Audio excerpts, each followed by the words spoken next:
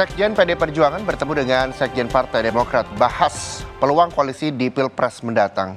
Juru bicara Partai Demokrat bilang pertemuan itu menindaklanjuti nama AHY yang masuk radar bakal cawapres Ganjar.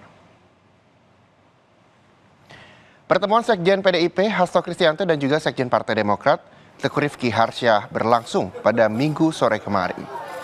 Dalam suasana santai, keduanya membahas tentang strategi di pemilu mendatang. Keduanya juga membahas rencana pertemuan Ketua DPP PDIP Puan Maharani dengan Ketua Umum Demokrat Agus Harimurti Yudhoyono. Ya, sambil menunggu. Bang Teguh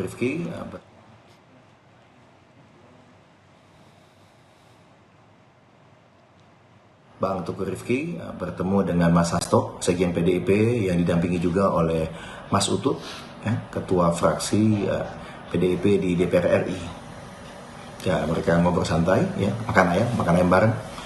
Yang dibahas itu tentu saja menindaklanjuti tawaran dari Mbak Puan, Mas Hasto, mengenai kemungkinan dialog atau diskusi antara Mbak Puan dan Mas AHY.